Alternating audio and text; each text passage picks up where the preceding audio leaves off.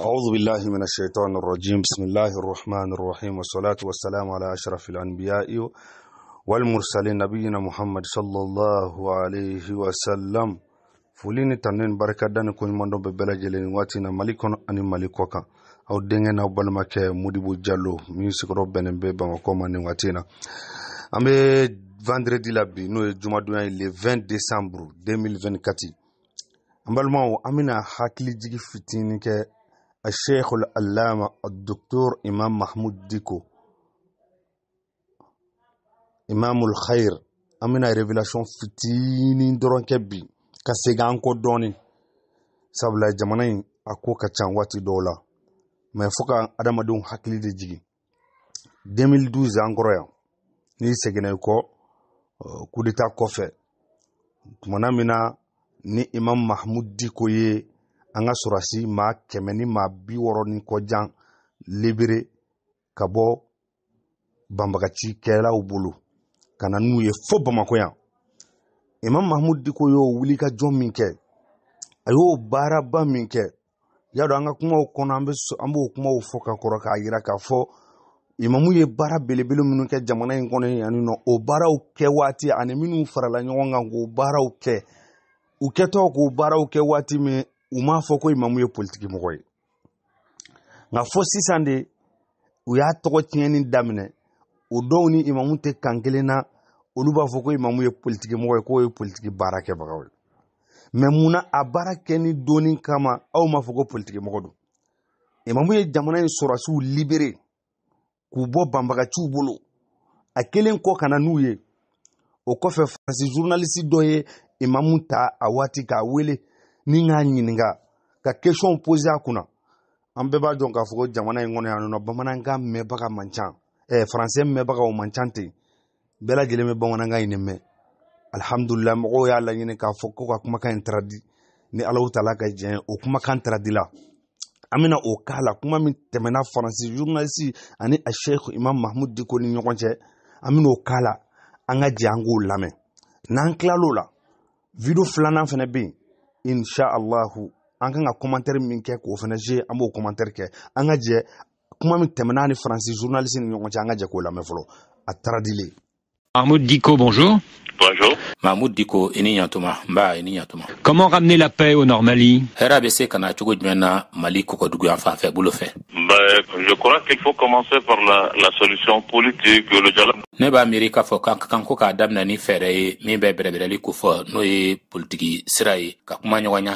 La libération de 160 prisonniers de l'armée malienne par le mouvement rebelle Ansardine, est-ce un bon signe? Ansardine, nous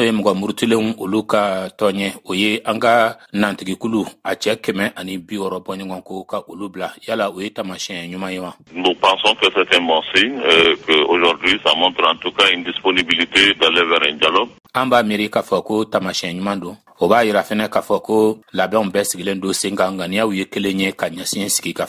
que soit la nature de la revendication, je pense que nous pouvons trouver une solution. Quel rôle avez-vous joué dans la libération de ces 160 prisonniers? En réalité, nous avons essayé de garder le contact par le biais de notre bureau régional qui se trouve à Kidal.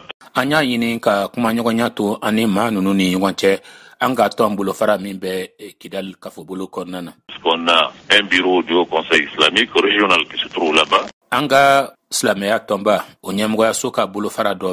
Et ce contact-là nous a permis d'avoir leur disponibilité pour libérer ces prisonniers.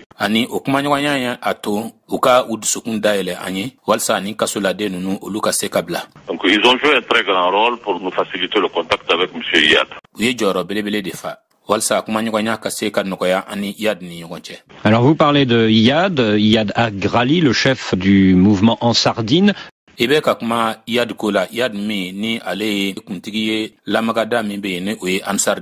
Quand le mouvement dit qu'il veut appliquer la charia sur tout le territoire malien, qu'est-ce que vous en pensez?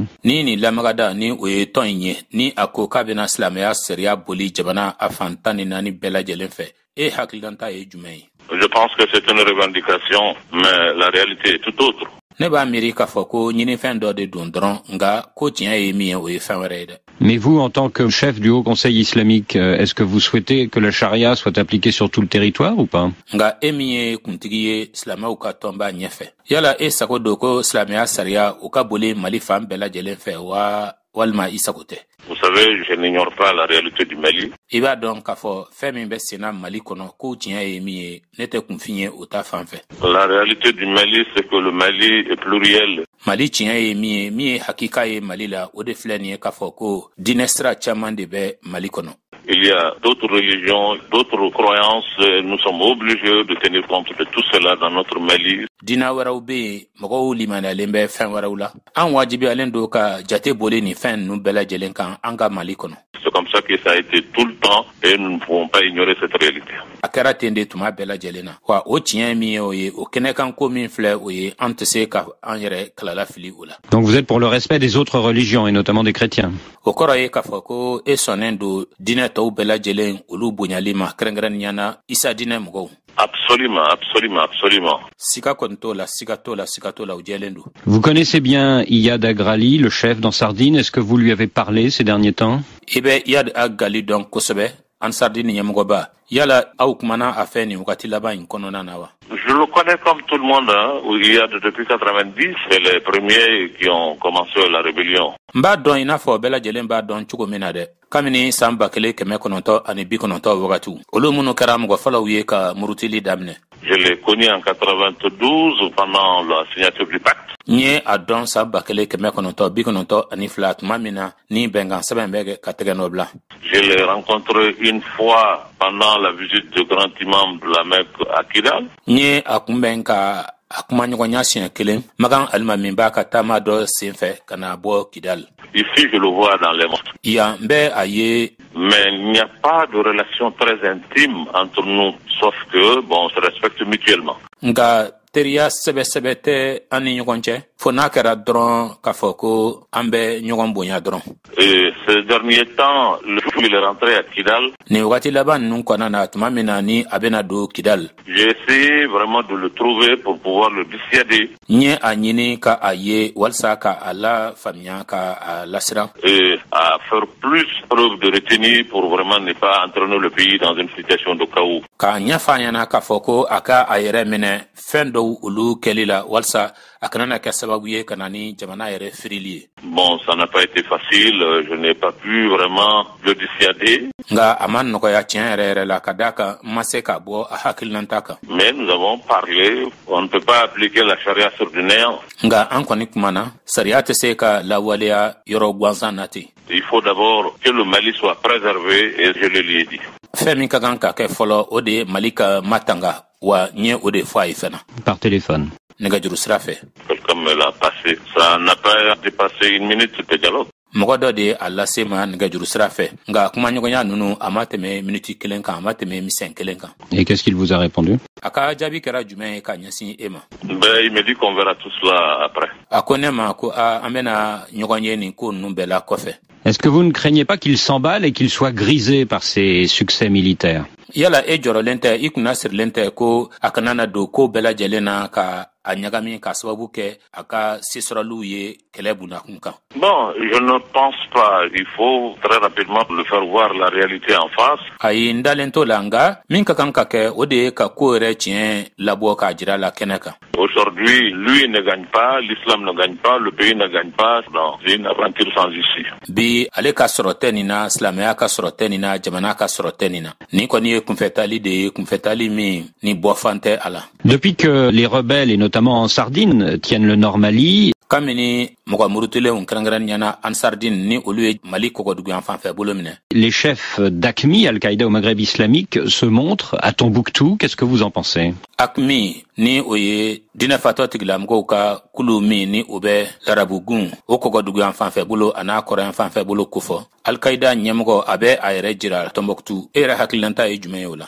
Ce n'est pas aujourd'hui qu'ils sont établis là-bas. De tout le temps, ils sont là-bas. O ma sigi daminɛ yen bi wagati bɛɛ tuma bɛɛ lajɛlen na u bɛ yen de. Mais avec la complicité de qui? Nka u bɛ o kɛ jɔn de lahɔrɔmɛ kɔnɔna na jɔn ka dɛmɛ kɔnɔna na. Maintenant, s'il se montre ça, Nka sisan kɔni ni a bɛ a yɛrɛ yira. c'est encore une raison de plus pour qu'on prenne cette situation-là très au sérieux. Okoni oye sababu ya wara fena de walsa anka famia ka dala fena ka foko ni ko ka kan kata sebe la. Et ça ne vous préoccupe pas, cette alliance entre Ansardine et AQMI? Yala ete kuna sirla nununka jela nunu farale nyonga ni oye Ansardine ani AQMI farale nyonga wa. Mais ça me préoccupe, c'est pour cela que nous avons offert nos services au président Atiti à l'époque. Nga aben kuna siridere ode kama anseko damayira yemi anyo daira jamana kumtigi Atete la adon kama. Pour lui dire qu'il faut tout faire pour que nous puissions très rapidement parler avec IAD. Kanya faina ka foka ka feraw anin dabalu bela jelensigi senkan telia la walsa anga seka kuma IAD fait. Et le dissuader à ne pas rentrer dans cette aventure. Ka alasiran ka kuma nyoganya walsa akana doni kumfe baraina. Mais malheureusement, on n'a pas été compris et aujourd'hui tout le monde est devant le fait accompli. Nga kara nyana sisi ko ye an kumbe femi kan ko ke o ma famia. Haflen ye bi bela jele nyebe kola inyakoro be desele. Dans le nord du Mali, la situation est catastrophique pour les gens. Mali koko dugan fan fe bolo fe nyanamaya koni kelem don gwelea dantemeye mkoma. Mais apparemment, les rebelles d'Ansardine refusent toute aide humanitaire qui viendrait de France ou des États-Unis. Qu'est-ce que vous en pensez? Ansardine mko murutilon ulu koni banendo demeni ka lase sigida mkoma. Demeni muno nolbebo Franci walma l'Amérique jamana kan. E hakilanta e jume yoka. Je crois que c'est absurde. Neba Amerika foko okoni oye fili de utseka miri chugoshila. Tout ce qu'ils ont comme armement et véhicules vient d'ailleurs. Fanfenbe ubulo keleke menauna ani bolfeuna appela jelembe bo jamana kokandi. C'est pas eux qui fabriquent ça. Je pense que ce n'est pas raisonnable. Ulute o menaun dlalade. Neba Amerika fo ninte hakilna nyuma yere. Pour des gens qui se disent censés de refuser l'aide humanitaire. Zanko mugota fanfen mugwa munube uira jate kuye hakli tiguye koka ba demenima hadamadenya sirafe. Ou de s'en prendre à des églises ou d'autres cultes. Walma kata bin isadina mgoka bato so uluka walma bato yorowereuka. Je les appelle encore à plus de retenue, à faire plus de discernement, vraiment pour qu'on sorte de cette situation. Mais wele la se uma tuguni ko halibi uka do fara yere minelika uka halibi ko wuloma ka bo nyogona kanye walsa tienrere la anga boni la halaya inkono. Mahmoud Dicko, merci. Mahmoud Dicko Mifou. Mahmoud Dicko, le président du Haut Conseil islamique. Mahmoud Dicko au Conseil islamique Nyamgoba. Alhamdulillah rabbil alamin aw bela jelen bora kan mikrofonu na ma ay famiya chama surala o kofe a cérémonie kera ma minun be ni surasi keme ani surasi biworo ani doni ma kele min be na le sera ko lu libéré ka bo bambaga ci bolo ne ko ne demsani fitini mais depuis Mali kera Mali fo kana se bima ne ma deli ka ye ka fo ko karamogo lawo politicien na o ma be ki be ga imamun to ko tiembi ni ma a mogo ye min sera ka jɔrɔ ɲɔgɔn kɛ Mali kɔnɔ fɔlɔ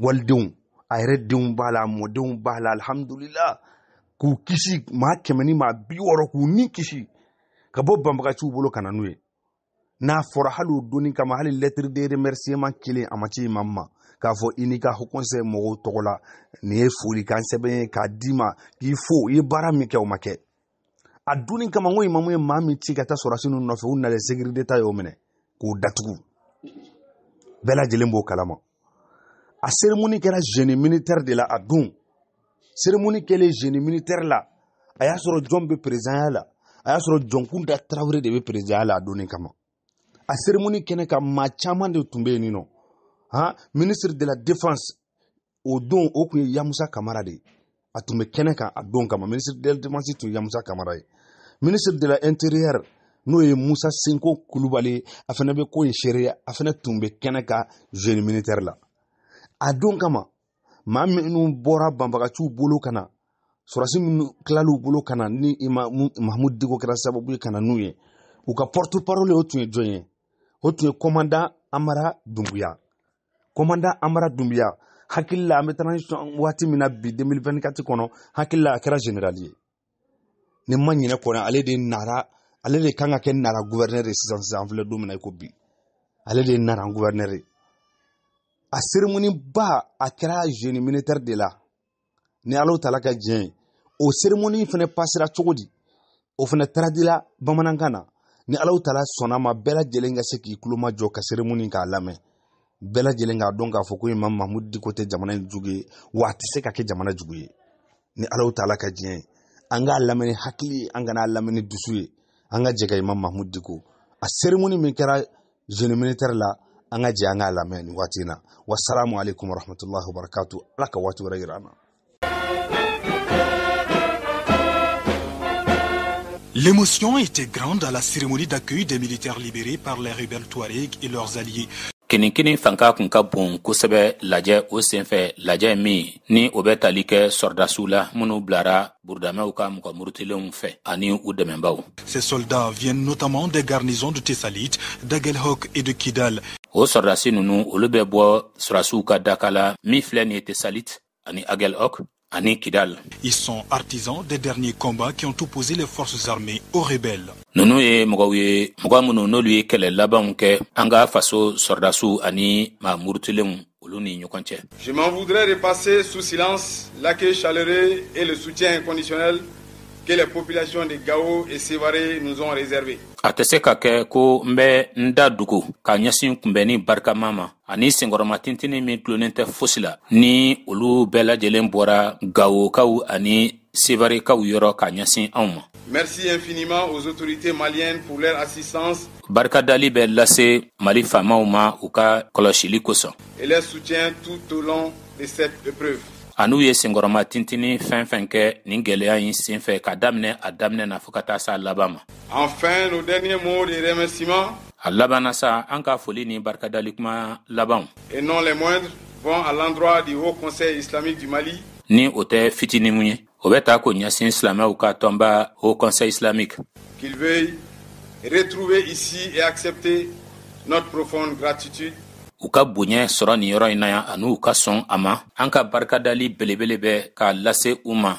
Et notre entière et éternelle reconnaissance. An ka walimadɔn dafali ani an ka walimadɔn fo bada k'o lase u ma. Justement, les jeunes ont retrouvé la liberté grâce au dialogue engagé par le Haut Conseil islamique. Tiɲɛ don denmisɛnw u ye kanabila sɔrɔ k'a sababu kɛ kumaɲɔgɔnya ye kumaɲɔgɔnya min sigira sen kan silamɛw ka tɔnba fɛ au Conseil islamique.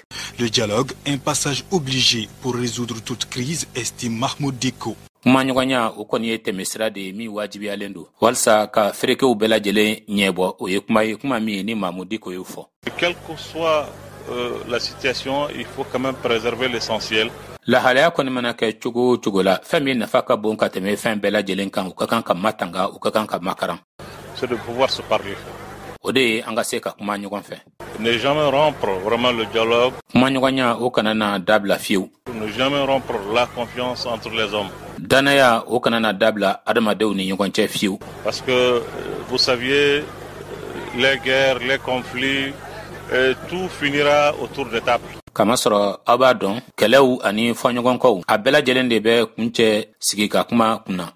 L'esprit patriotique de ces militaires est apprécié par le chef d'état-major général des armées. Faso jɔli hakilina ɲuman min bɛ ni nantigi ni sɔrɔdasi ninnu na o diyara an ka jamana sɔrɔdasiw olu ka kɛlɛ ɲɛmɔgɔyaso kuntigi ye. Il affirme que ces jeunes reviennent de la mission la plus noble que la nation puisse confier à ses fils.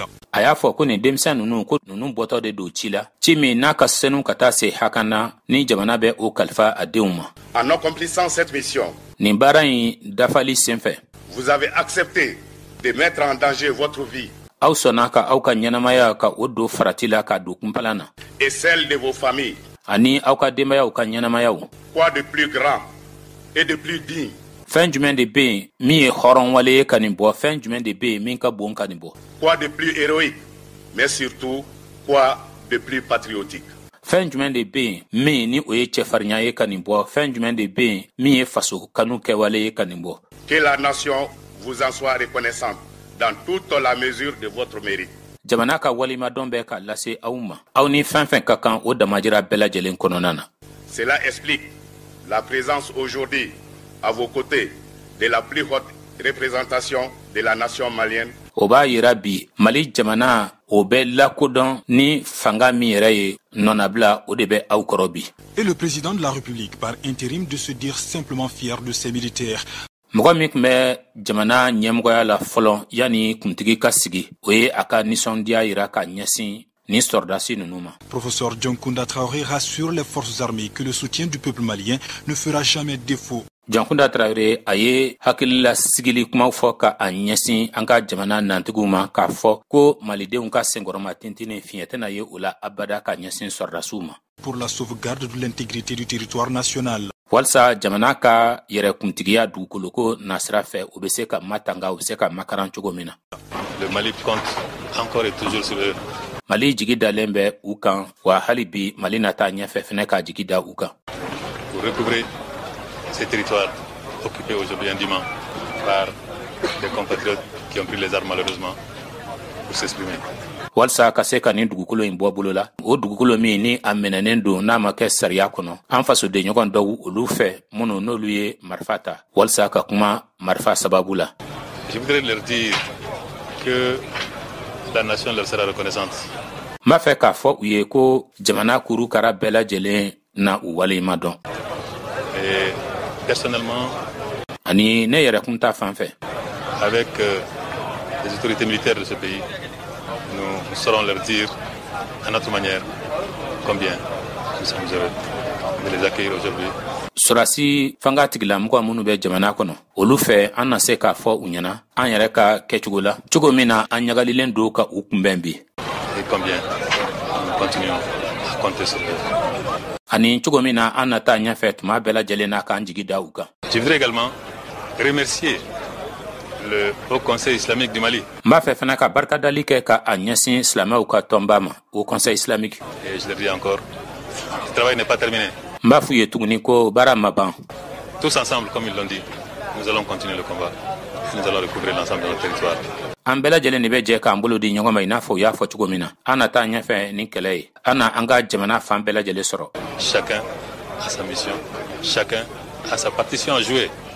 Bɛɛ lajɛlen ni i ka baara don bɛɛ ni i jɔyɔrɔ fata de don. Et je pense que eux ils ont déjà commencé et ils la jouent de belle manière.